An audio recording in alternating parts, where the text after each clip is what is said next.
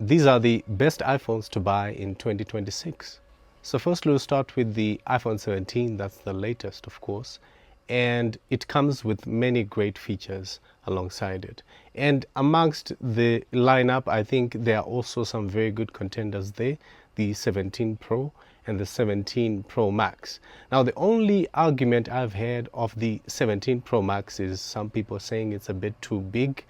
And I kind of understand that because most of the Pro Max versions are just like that. They're a bit bulky and big in your hand. However, in terms of features and in terms of just usability, I think the iPhone 17 stands out of every other iPhone that's out there. Now, the other iPhone that was introduced alongside the iPhone 17 lineup is obviously the iPhone Air. Now, the iPhone Air is not necessarily in this conversation, or maybe it is. However, there are a few things to consider here. So the iPhone Air definitely flopped in terms of sales, but this was only because it was projected to do a lot of sales because of its unique design and its different, just being thin and, different design that came with it. However, it kind of didn't stand out in terms of the battery and the camera, and some people definitely do not like it as much.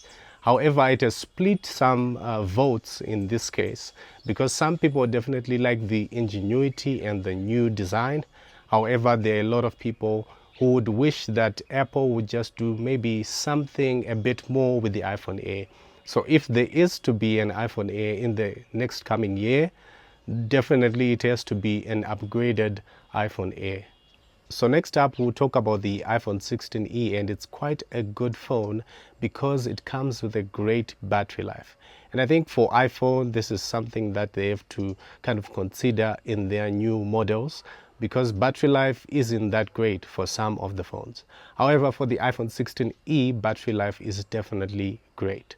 Apart from that, it also has certain features that can stand out. However, if you are just someone who wants maybe 2 cameras or 3 on your phone, then the iPhone 16e definitely is not part of that list. However, in terms of just usability and also the price that it comes at, I think this might work. Although some people definitely argue that Apple definitely hikes the prices of these phones. So for some people, it might not really work as much. The next up is the iPhone 16, which is definitely a great phone, has so many great features. I definitely think the iPhone 17 is above it though, because it's the latest and also uses the latest chip. So performance-wise, I think the iPhone 17 takes that. However, the iPhone 16 on the older models is a definitely great pick. Now for older models that many of my subscribers post in their comments, I think the iPhone 11, the iPhone 13, 13 Pro Max, the 14, the 15 as well, because of Apple Intelligence. These are some great picks which you might want to really use. The iPhone 11, of course, might be coming to the end of its life, maybe in the coming years. So you might want to maybe just go up a bit like the iPhone 13, the iPhone 14, 15, just around those picks. Now from the Apple side, there are some rumors that there's going to be a foldable phone next year.